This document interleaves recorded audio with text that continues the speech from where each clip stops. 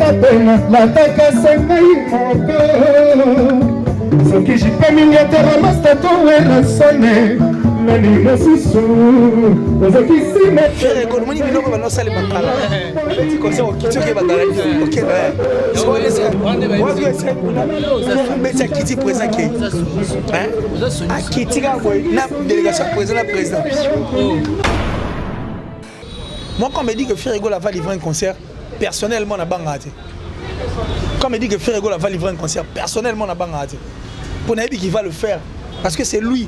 C'est son job. Ça copne musala na donc ça dit maramune yango wana po yebi osala. Alors OK na Guinée déjà Frère Egol a eu à livrer des concerts et belé. Ba place ba toi ba rappelle moi mingi donc ana maîtrise c'est un vieux loup, un gourou na makambo wana.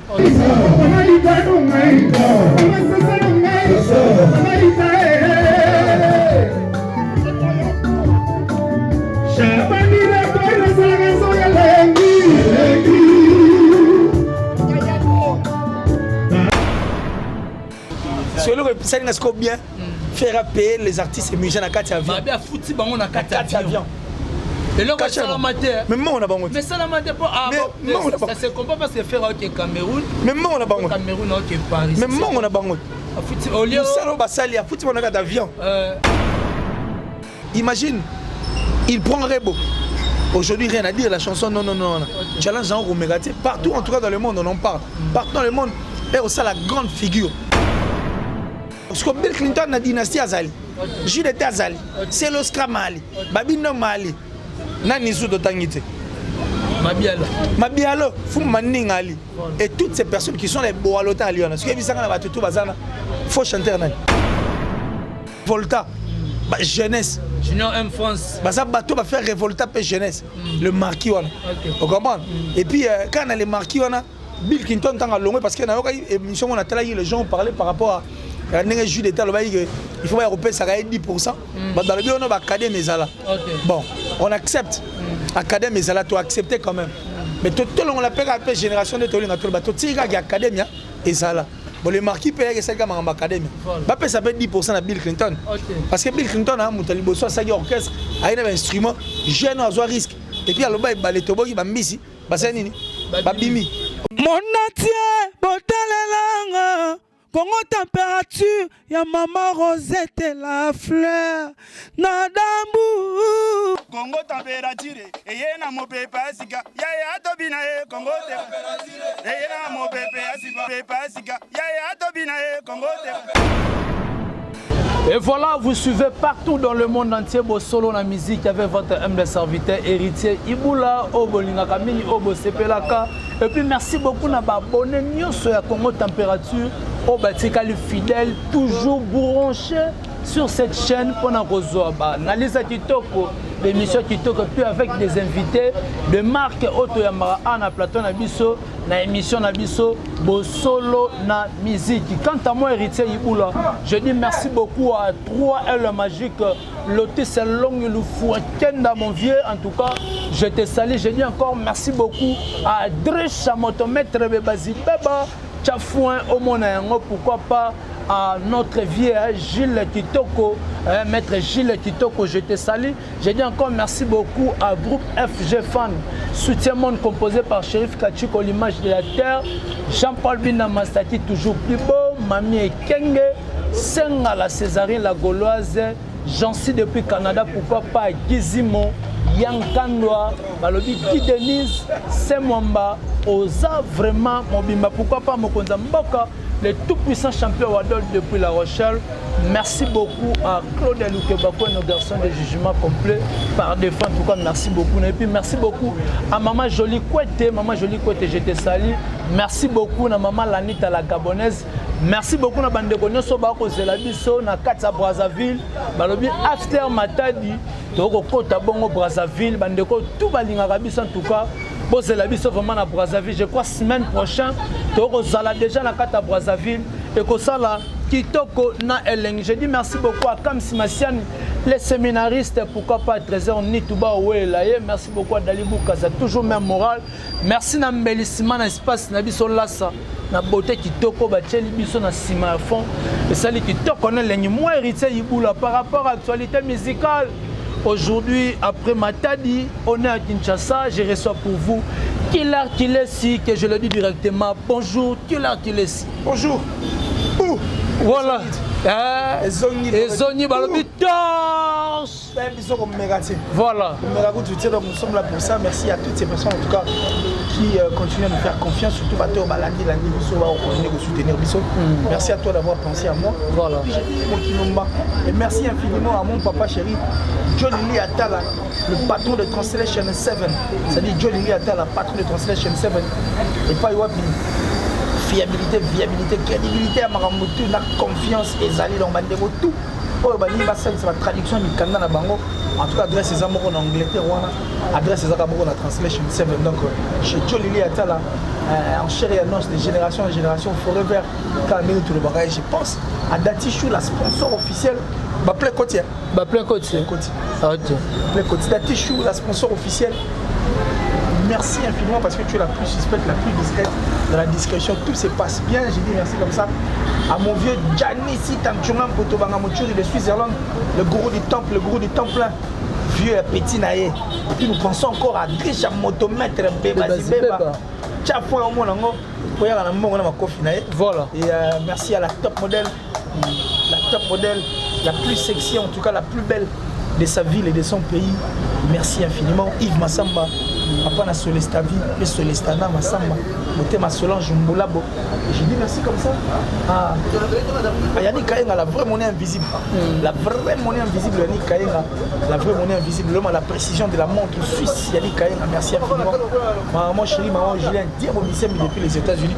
Tout le monde qui est sur le pouce, vieux Nabiso Rodina, Paris, ça dit vieux Nabiso. Voilà. On avance. On avance, bonne santé.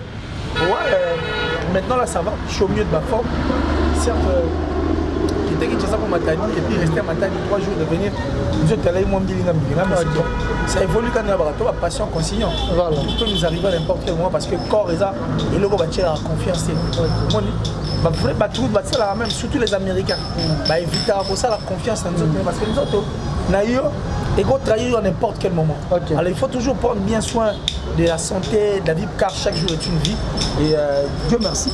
Nous sommes là, on évolue avec. Tout ça, mais opération torche de retour. Voilà! Plaisir de monsieur.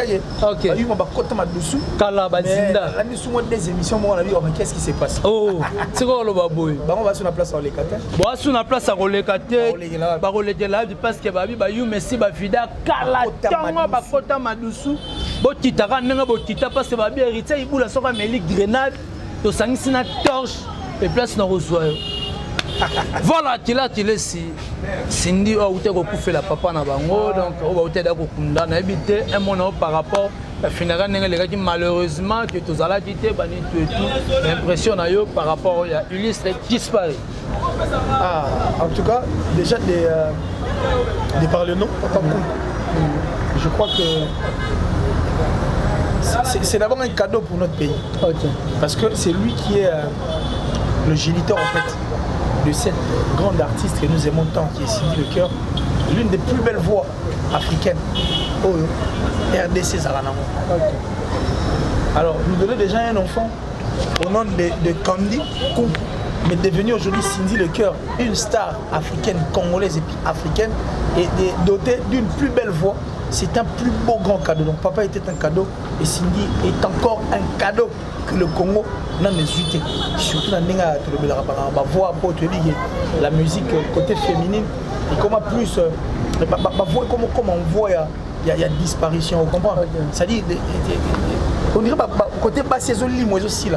Mais du moins nous avons Cindy et puis tant d'autres baroya, on connaît pas où ça les formes, mais plus précisément puisque nous parlons de Cindy, on va dire nous avions perdu une grande personne et nous disons paix à l'âme de papa parce que moi je suis pas sur la liste de ces personnes qui disent généralement paix aux âmes et Bakoufi pour l'âme soit Koufi à quel geste comme il y a mis tout qui s'est raté mais je passe 50 ans bomba et pas big et si la kunda kuna mouvement elle a raté pas si elle a raté le gars a raté. Donc moi je crois que papa a battu un grand travail parce que à botter la libiso à botter les biso à ça dit que moi là na combo ya Candy Koum qui est Cindy Le Cœur à Botama et tant à Botami il a fallu aussi à Borolais à tirer la condition bien et aujourd'hui nous avons nous sommes fiers de dire que nous avons une plus belle voix africaine. Donc merci à papa. En tout cas, Apé Manakimia, je crois qu'il a déjà battu son travail. Et à Sali Place à Souki, la perte, elle est surtout immense dans la vie de parce que c'est son géniteur et aussi la famille et tout. Et pourquoi pas le quartier latin? Parce que c'est le quartier latin aujourd'hui et pas Cindy le cœur à la sociétaire.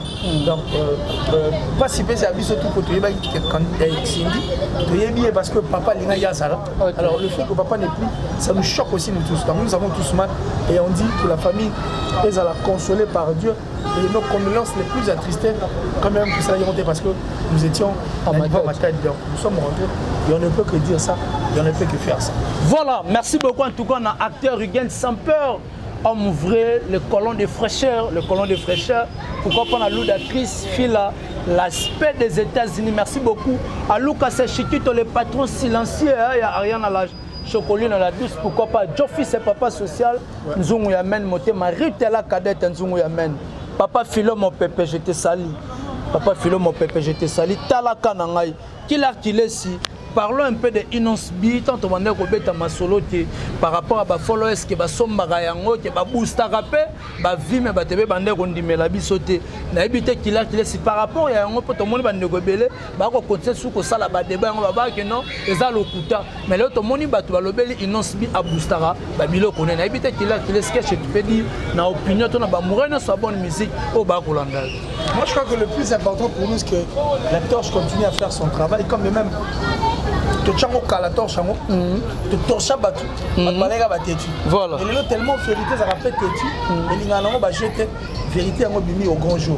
Nous avions dit dans nos émissions que ba followers ba vues et autres ba booster ngo ba somba ngo mais le fait que ça y a un avantage ya mutu moko et ça dit ba tout ba monde dire biso to ko ba taboma ba bi kelo ngana za lo kuto biso to lobi ba somba ba vite ba somba ba followers ça dit bref booster raté makambo italien ta ba réseaux sociaux par nous l'avions déjà dit mais puis c'est un avantage à mutu moko aucune personne n'a voulu accepter mais aujourd'hui mais n'est pas quoi on attend on a fait j'avais même prophétisé j'avais dit ceci qu'il y a pas streaming on va streamer on streamer on a pas booster oh ah oui oui Baboussa, voilà. On dit tout ça non va. La vérité finira toujours par triompher.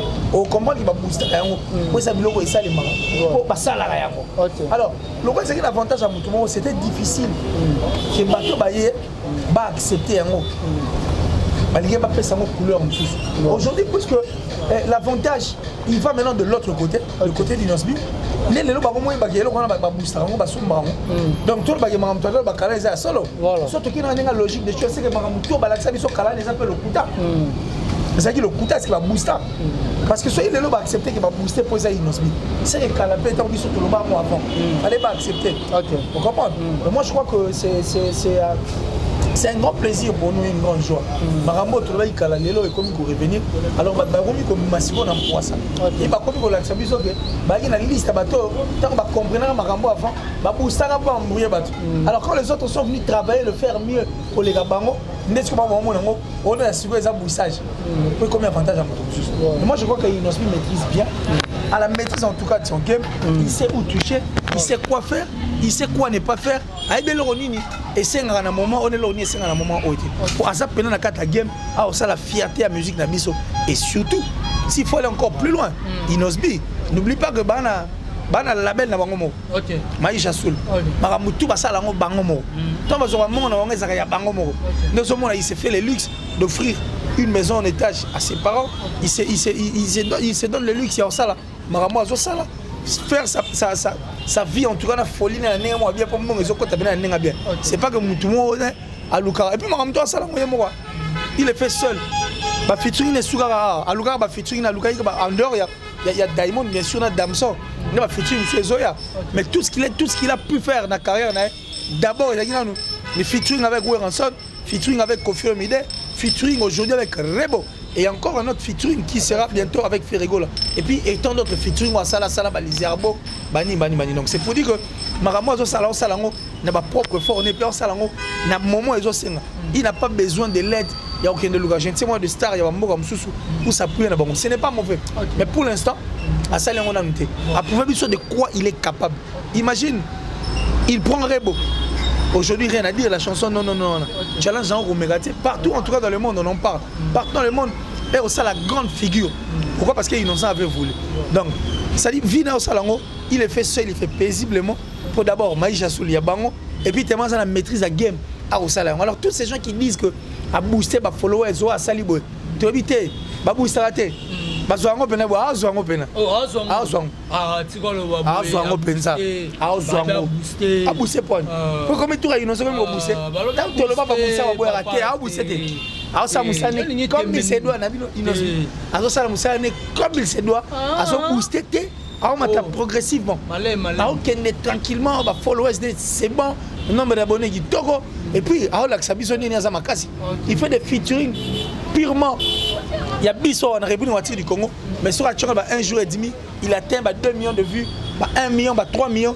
Donc on dit bravo, il le fait vraiment calmement. Mouta qui m'internet c'est. Moi qui m'internet c'est. Mais bateau, on dit bateau ba kanisa que bango ba découvrir internet. Pour ba manipuler ba torturer, ba torturer ba. Voilà. Ba linga ba chercher même bateau ba vie. Ba ya musu ba même ko le mandule. A mon dia azui retard. Si ko lelo inozbi du sol ba na sama pe kabani donc a timbelis ko bo des arali to foncer nango. Mouta qui maté. Mouta qui m'internet a bousseté. A bousseté.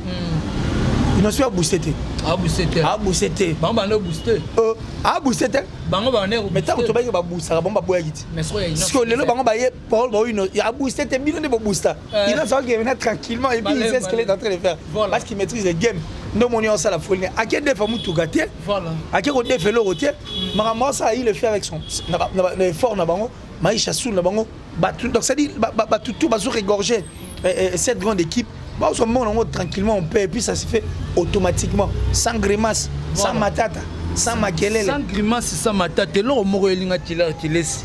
Ils n'ont si bien l'obag l'eau mon émission l'obité. Et ça d'autres musiciens oyo, bah reçoit banzemba bat en anglais, bah transformer en la lingala bah koye, mais ils n'ont si bien ramené dans la route. À considérer. Maintenant la maison de production, la maison de production et tout ça oye. Oh, il y a beaucoup de banzemba monsieur Zala déjà. Yo va utiliser peut-être vocal là. Bah yo comme banzem batumsu abeti batumsu yo eka loko vocaliste. On te paye l'argent comme étant vocaliste parce que au sein ba label makambo ezala talebele. Et puis non mona batmi ba label ba mongo ezala penza te. Pourquoi na peneza boka bolango pena muto lekela muninga te. C'est pourquoi je t'avais dit que ba musicien mingi ba comment on négocier directement te. Comment Neti K-Black par exemple. K-Black a refusé ma offre belé. Comment on dit? A refusé ma offre et belé. Il y a ma maison. Pour dire que kuna et comme dépendance et en dehors de ça, ma remise moi trop na quatre kuna et perturbaka. Tu vois ce que je veux dire? Il y a un musicien sous la relation ils ont signé contrat label non peut-être fait signer la label na. Pour ça moi le chocho moi belé. Créatif comme étant un artiste musicien simple boy donc simple c'est que simple boy. Tu vois ce que je veux dire? Donc c'est que moi je crois que Inosbi, Azad tranquille, Marambalwa qui a co-cité, il n'a fait que dire la vérité. Et puis d'ailleurs quand tu le regardes comme ça, tu sens qu'il est sincère envers lui. Azad réaliste, il est venu à ce Baramacampena, à tergiférer sa ratale, Baramacampena, et ça allait lui quoi. Bon, le ma béni. Ah ok. Ma béni, bandero bamona un peu ma bé pour banzemba batuza in anglais comme ça na linga. Mais si na loba déjà ngopeti. Et si na loba ngopeti. Ça va dire muso betango simbiteti. Bako songo ba raison c'est lui. Musu bomona yo mo ngolo ça ko oyebi ko sala makam. Oluki rythme to zuni nzamba vraiment anglais bomona na français. Et ala nango. Et ala bomona na lingala. Wa ko ça y. Voilà. Bon, on a lobby qui a posé question par rapport à ndenge bandeko ba ko lana nde ba benga la vérité. La vérité. Ba point ba yina biso. Vérité là. Oh. Voilà, en tout cas, merci Babi Vérité pour ce côté. On a plateau. Moussou Sotala Gansa yo. Oh. Bah comment on t'a moi monsieur tout ça la cala. Bah c'est rendre compte que tout ça leur cause on est l'autre. Voilà. Talaga président orchestre moi atindi batuna. Batuna nga. Mam na lobana zo ngwa. Oh. Musicien aime datuna nga. Pas ça m'a ngolo zo ngwa. Na na parce que il peut se rendre compte qu'il m'a bello lobara. On dirait sur 100%. Nous c'est gros à la paix à solo. Pour qu'il y ait un monde à Maramsou na kati. Comme c'est source et inspiration d'Abisso Nezala. Et puis, la télévision, on dit que se rendre compte que tout ce qu'on disait avant était vrai. Que tout ce qu'on a vu au constaté. Tu as eu un problème pour la lumière de la musique. Alors, tu as monté la émission quand on dit Hermon. Hermon, quand on dit Yonanga Plateau. Tout ça, je crois, en décembre. La télévision, je suis l'année passée. C'est que voilà, merci beaucoup. Abonnez-vous massivement sur cette chaîne. Commentaire bien, likez puis partagez et que ça la TikTok na Hélène. Bonne notre artiste Smokey. Oyo a immortalisé il souvient na biso Redi Amis. Smokey 9278 na biso. Non mais rapena c'est-à-dire ça peut être source d'inspiration. Il y a la musique hip-hop, pourquoi pas la musique nabiso en général. Parce que c'est un monsieur dont vine à zone na balabal. Il y a ça na balabal la ligne balabal. Si vous fanatique, il y a Redi Amis. Vous comprenez? Là, au moment où nous sommes en train de parler, où tu as même dit Mobo et so Makalate Njil. Ayembeliga Bananjil. La commune à Njil. Ayembeliga Njil. Une très belle chanson. Je crois que Kalaming était aux dans les bacs. Et puis j'ai eu aussi à auditionner les chansons de cet artiste. Mais attends, c'est un grand. Quand il dit qu'il est grand rappeur, à quoi ça raté? Et j'étais aussi tombé par cette chanson de Redi Amis. Moi, on a dédié à rendre Redi Amis hommage dès son vivant. Parce que pour Naye, s'il est aujourd'hui, ces grands rappeurs, c'est grâce à Redi Amis. Imaginez qu'à ça rappeur, Mahembeli, musicien typique, pour rendre hommage. Question de lui rendre hommage et puis le remercier par rapport à tout ce que Redi Amis a pu faire dans sa vie. Alors, on doit souligner que Smokey, Redi Amis, si tu es inspiré, il y a comme te permettait à Zalelo ou à Zali. Parce que Redi Amis, ça va motiver, à changer même arme d'épaule. À force de visionner ces chansons, à changer maintenant arme d'épaule. À comment maintenant tout le monde discipliné. À comment vivre comme il se doit. Si on a reçoit l'Ibakou, il y a un niveau Angleterre. Aujourd'hui, il est ce qu'il est. Et na guise à reconnaissance a dédié en fait cette chanson à Redi Amis pour rendre hommage et puis à profiter à remercier. Et dans cette chanson, il nous a montré la grandeur de Redi Amis parce que moi on a dit ça non mon nao. Tu es valeur à votre soit bakoufi. Valeur à votre vivant tu es barati. So vous t'as d'ailleurs de comment reconnaître valeur naïe. Vous comprenez? Et puis bateau balo barato basala ka musala pe malamu. Bateau na biso tout ça la penza attention. Vous comprenez? Mais du moins à travers cette chanson de Smokey 9278 so yo qui ont la grandeur à Redi Amis. Au moins na Redi Amis à ça pena artiste mort il y a kilo, il y a makasi, il y a mort na biso. Ça dit qu'il peut être cité parmi les grands. Il y a musique, il y a mort na biso. Donc moi je crois que avec cette chanson dédiée à Redi Amis, en tout cas c'est un grand plaisir et puis un plus beau cadeau. Oh ndeko na biso Smokey a sali. Donc bandeko tout bokena mango, bokena 9278 dans Smokey. Allez et puis non seulement non seulement c'est un grand rappeur, mais aussi Smokey à la maison, la belle. Il n'est là que pour aider les jeunes artistes, c'est-à-dire artistes au la mieux. Et Smokey est là pour eux. Tu comprends ce que je veux dire? Donc il est là pour permettre à avancer. Il y a maigre moyen. C'est quelqu'un vraiment à soutenir, c'est quelqu'un à aller voir. C'est quelqu'un à s'abonner, c'est quelqu'un à rendre encore une fois là, à censurer pour ça la bien. Donc tous nous attendons la chanson de Gilles, mais je vous prie d'aller auditionner cette chanson qui est Redi Amis, chanson chantée par ces grands rappeurs, rappée par ces grands rappeurs Smokey, en Angleterre. Voilà, merci beaucoup. Et que vive la musique, et que vive Smokey, parce que c'est la fierté. Et ce qui m'a plus tiqué, c'est un rappeur qui vit en Angleterre, mais qui rappe en lingala.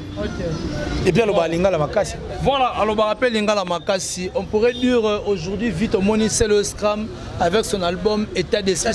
C'est le Scram qui répond le genre par rapport à une dynastie, Bosangana, Union sacrée.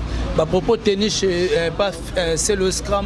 Non mais il a été clair, il a été d'ailleurs c'est le Scram, il est sur la liste des artistes musiciens vrais.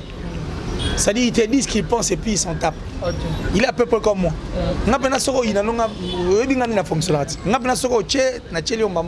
Je te dis ce qu'il faut. Désolé mais je te dis ce qu'il faut parce que logique pour bien vivre il faut vivre avec des vraies personnes. Donc, c'est-à-dire, c'est Léo est sur la liste des artistes musiciens vrais. Tu vois ce que je veux dire? Il est vrai ce qu'il a dit. Une réponse bonne à Bato Barolo. Et surtout, on va dire que c'est une dynastie. Sauf qu'on va une union sacrée. Bon, tu appelles ça une union sacrée. Quand on appelle la carte, il n'y a pas de footeur. Pour union sacrée, c'est un sarabataman, il y a tout le monde. Si on a Zobazate, le Senzazate, Bato va faire révolta, jeunesse. Junior M France. Bato va faire révolta pour jeunesse. Le marquis, vous comprenez? Et puis, quand on a les marquis, on a Bill Clinton tant à long parce qu'il y a une émission où on a les gens parlaient par rapport à un jus d'État, il faut européen ça gagne 10%. Dans le bio on a académie Ezala. Bon, on accepte. Académie Ezala, tu accepter quand même. Mais tout le monde l'appelle après génération de Tolinga tout le bateau. Tu sais qu'il y a académie Ezala. Bon, le marquis paye que c'est comme en académie. Bah ça fait 10% à Bill Clinton. Parce que Bill Clinton a Moutali Bosso ça orchestre, a un instrument, jeune à risque. Et puis à l'obé balé tobo qui va misi, bah c'est nini. Bah bimi. Vous comprenez? 10% ce qu'on appelle ça Bill Clinton. Mais Bill Clinton faisait partie, il y a le marquis. Donc ce que Bill Clinton a dynastie Azali, Jules Azali, c'est l'Oscar Mali, Babino Mali, Nanisu Dotangite. Mabialo, Foumaning Ali. Et toutes ces personnes qui sont les Boalota à Lyon. Ce qui est bizarre, il faut chanter. Il n'y a que de fort. Surtout bon, on a maëlé. Donc, et ça, union. Il y a Batamaël, mais Pessi dynastie qui n'est qu'une force, c'est-à-dire pouvoir mort, ça limité na mort mort na tribu mort. C'est quoi tribu Wenge dynastie na ngwana. Où est le mal? Et puis quand on c'est quand on va battre qui banzé on va 22 000. Battre qui banzé on va 25 000. Banzé on va c'est 18 000 les aguna.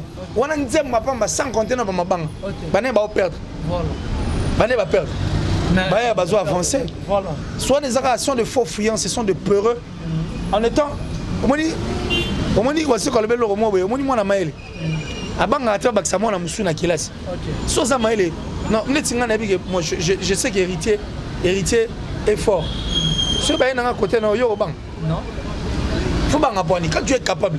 O yo capable yani muninga zo sala. Baninga ba selo longa si vous trouvez que vous pouvez faire mieux. Faites-le. Au lieu d'avoir faire. Oh, mais pas ça là, au lieu banga. Voilà, pour déstabiliser, ils ont peur parce que bientôt là, ma belle est au balouga. On a la film, il y a XOR. Bientôt là, ma belle est au balouga. Oh, il y a solo. Autant là, on a film XOR na suga. Et ça là, balouga boy. Ma belle est sur retour dans l'enfer. Voilà. Adieu Serex. Voilà. Ça va me dire Serex quelqu'un de pire. Moi Serex soit quoi ma belle est balouga.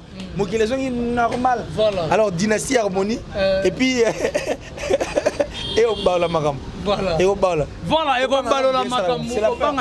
C'est la peur. Yo moni ti album on va betia et les gars bo inaperçu et bungi inaperçu. Donc ça dit et les gars l'aura mon pépé. OK. Et qui voilà, et les tika mon pépé prestation et affaire égola na Guinée ba BP c'est ngombi polémique na ba page na ninga ko sakana te na bité ki la kilesi. Ba impression na yo par rapport à concert on a ndenge leki. Il paraît que président Télémaraki mais oui, je vais te dire un truc hein. Na lo bango na mission trop hein. En fait, d'autres personnes peut-être comprendront penzate dans le contexte ni dans le barango. Mais moi je crois que j'ai toujours dit des choses vraies. Moi quand on me dit que Ferrego va livrer un concert, personnellement na bangate. Quand on me dit que Ferrego va livrer un concert, personnellement na bangate. Pour Nabi qui va le faire parce que c'est lui, c'est son job. Exact cop na musala na donc ça dit maramune yango wana. Pour yebi au salon. Alors OK na Guinée, déjà Ferrego a eu à livrer des concerts et belé. Ma place va toi, rappelle-moi mingi. Donc Anna Maîtrise, c'est un vieux loup, un gourou dans Maramouane. Alors l'apparition de Ferrego là, na Guinée, na Kamoyite, quand on va Maramouane, c'est ça, il m'a dit ah, on dirait ça n'a goûté ça n'a eu. Mais Nabi, yo gagini qu'il est na Makamba batu yo. Bon yo gagini. Ngande kirei. Yo gagini. Na si bango batu, ngasko kirei. Ngai kirei. Yo gagini. Ferrego, moni biloko ba no sale makala. Obeti comme ça au kitio ke ba dalandi. OK non eh. Soit ça. Wazo esa bula. Yo za beti kiti président ke. Oza soniso. Hein? Oza soniso. Kiti ka boy na délégation président. Oh. Celui que ça ngasko bien. Faire payer les artistes et musiciens à 4 avions. Mais fouti bango na 4 avions. Et là ça la matière. Mais moi on a bango. Mais ça la matière pour ça se comprend parce que faire au Cameroun. Mais moi on a bango. Cameroun au Paris. Mais moi on a bango. musala basali afuti monaka d'avion kasi muna mta zwala na caché pesa monaka d'avion est-ce que ba voisin ba normona ba voisin pe bazwe mbongo bango faire après totika makama batu totika makama muziki ça la bien mais par rapport à musicien la prestation de faire rigoler était génial banze mon audio et puis oyemba donc la fierté de mon pays gagné la Lubara, c'est le plus beau cadeau en tout cas au RDC avec sa belle voix. Voilà, avec sa belle voix. En tout cas, Bandeko Touba, on l'a vu partout dans le monde entier. Nenga Tolobara qui te repère Sabino, des missions qui te repère Sabino, analyse qui te coupe. Nenga Zorotel la mission aigle. Nenga Zutorche braqué. Oh, mon dynastie na harmonie ko yela ndenga. Na émission. La bandelle sous film à XOR. Voilà. Retour en enfer. Voilà. Adieu, Cérex. Ah, ça la robe. C'est quoi comme XOR? Bakabana Odette. Voilà. Akabana Odette. Kasi dynastie. Harmonie. Allez, mon qui est balu. Ah bon? Oh, babenga moi mon rose. Oh, babenga moi mon rose. Voilà. Ça dit, il est mort en personne. A exterminé Cérex. Voilà. On attend tous ces deux albums, de meilleurs albums, mais on sait là, en tout cas, kilo de fierté. Voilà, et comme ça, là, kilo de fierté à la musique, on a vraiment la sous-émission par rapport à la question à poser, aux neuros loba, n'a pas mourir de soit bonne musique au balani. En tout cas, les amoureux de la bonne musique, faites comme Fer et faites comme Inosbi, faites comme Kofi Olomide. Et puis faites comme Félix Oazego. Après, faites comme JB Piana. Après. C'est bon, c'est déjà bon. Bateau Totagnon, c'est déjà bon. Bassa le roi, bon, bon, Samarino, je crois qu'il y a une liste à bateau, ma mission d'Atangi, Bazoara, on va passer un coup de pouce. Bon, Robin. On ne parle pas de Robin parce que Robin, on a un coup de pouce. Il n'y a pas une liste, bateau, va un coup de pouce. Ah, la liste, ça va un coup de pouce. Voilà. Donc, moi, je crois que. L'artiste, on a Tangi. C'est tellement vrai. Tu aussi côté est positif parce que bango bana souci à maramona bazana base il y a succès à jeune et belé et puis bazana base il y a vie future vie future et puis meilleure il y a musique la biso parce que déjà quand on prend l'exemple de Ferré qui prend Rebo ou appelle si musique na biso Rebo quand on voit Inosbi qui prend les autres artistes aussi net va les arbo a on peut ça battre musu ba coup de pouce quand tire on va apparaître ba clip c'est dans le souci de vouloir laisser en fait donner à la culture qui est notre en fait la musique qui fait partie de notre culture une autre force et puis énergie quand on voit Kofi Olomide venir faire un featuring avec Gaz Fabulous venir au Secours il y a Garvey on voit Kofi Olomide na ça surtout comme on a TV c'est déjà une bonne chose vous comprenez là-bas et puis quand on voit JB Piana vouloir pousser Banderoba qui est dans Liboso c'est un grand plaisir vous comprenez donc moi je crois que ces artistes musiciens dont on a cité le nom moi je veux que les musiciens na biso ba comme un esprit na bango pour y des force aujourd'hui la Tanzanie est mort ya rappel ouais bousculer biso pour ba un esprit oyo Diamond a sali label abimisi ba momi mo boyana comme on est chapanga mon comme makasi momi na betara ba stade il fait le plein elle fait plutôt le plein ba stade dans au sakanate abimi na label il y a Diamond mais il y a na label à Diamond a sali sur label na pour en fait donner encore un autre coup de pouce et dans le label à Diamond on a Rayvan aujourd'hui c'est une force rien à dire sur tel album fit à Salibuna et puis sur tel Liemo tu comprends qu'il est fort et va voir ses mérites va voir ce qu'il est en train de faire à Sali Studio à créer un sous label pour créer des artistes c'est ça au fait ce que nous voulons l'esprit à musicien à biso et ça la label à comboté même comme moi sinon on a label non Toyogate c'est pas intéressant il y a moi sinon on a label Toyogate bah tout ça ça label n'habite ça il label on dirait nous comment le ministère a travaillé comment on l'a battu la société a engagé parce qu'il y a des chômeurs dans le monde comment est-ce qu'on l'a la société comme la stratégie 3 mois après moi ça les papiers offre d'emploi ça là le coutard pour bien retirer le bino ba CV botika ba CV si ba CV no muso que retourner ba toilette ba papier hygiénique gâté beaucoup retourner ba toilette papier makasi ngo mtake pangusi ngo kuna nzima et puis muso mona ngo ba teke ngo ba nguba muso ko ba réemploi tu vois ba ça la bon pour éviter ba ta ministère à travailler tant ba oya ba ba ka bango au moins ba offre et salaire mais la quatrième monsieur Zali et comment on a ba label tout le monde a dit ça ça la label mata style pas même comment moi c'est la label non ba loba ngote voilà c'est pas intéressant votre ça la échantillon faites-nous des choses bonnes qui vont permettre que notre musique aille de l'avant et je crois que c'est un grand plaisir pour Nabiso et aussi Nabiso carré de Toloba toujours. Voilà, et que ça Nabiso carré de Toloba toujours comme vraiment la sous émission Nabiso avec presse intelligente après Matadi Brazzaville. Un mot par rapport à bon, mais c'est un grand plaisir, hein. Le plus important c'est de faire mieux. On a besoin que notre musique aille de l'avant. On a besoin que nos artistes gardent la cap. Parce que moi ça me fait mal. Tant on a Ndombolo, tant on a quartier la terre, quartier la terre à l'époque, tant on a papa tant on a nani mbili taboulé le mbili belle. Ça dit à cette époque, et c'est difficile mon star moi sud-africaine à Chabiso Panzi Ligolo. Mais les lots, tout le monde mboka mo ba misel biso mission wa ko mo Chabiso pe mo amboy. Vous comprenez? Et ça bien, il faut aller comme ça. Comment Matthieu 24-14, allez, faites de toutes les nations disciples. Il faut prêcher la bonne nouvelle pour Soukaya. Donc, il faut prêcher. Et ça, prédication. Voilà. Une prédication, c'est ça la bien. Voilà, remerciement et puis numéro à contact. Joe Lili Atala, mon papa chéri, de génération en génération, chéri à nos. Joe Lili Atala, le patron de Translation 7. Tout la traduction Mikanda Bango, qui m'a en tout cas, la Translation 7. Et ça n'est pas une fiable, viable. Angleterre, moment. Place des Amoro. En tout cas, j'ai dit merci à la plus suspecte, la plus discrète, hein, Datichou. Merci infiniment. La sponsor officielle en train de Killer qui est ici. Merci. Merci à mon vieux Janice Tanchoura pour Tobangamouture de Suisse-Irlande, le gourou du temple. Le gourou du temple. Merci à Aimé Maccabi Scofield. Hein, et puis Venabiso. Le boss Kovo Mambweni, voilà, le boss Kovo Mambweni, 5 étoiles en tout cas. Monter ma mère, Nabiso Florence Louba qui donc grand plaisir. Merci à Yannick Kayenga, la vraie monnaie invisible, l'homme à la précision de la montre suisse. Yannick Kayenga, merci infiniment. Merci à Venabiso Rodina, hein, je veux Rodina na Paris, on a vu Rodina, merci à vous. La top modèle la plus suspecte et la plus discrète, la top modèle la plus sexy, la plus belle en tout cas de son pays et de sa ville. Merci infiniment. Merci à qui encore? À Yves Massamba. Papa na Solestavi et Solestana Massamba. En tout cas, merci beaucoup Motema Solange Mboulabo, maman Julien Diebo Bissembi. Merci.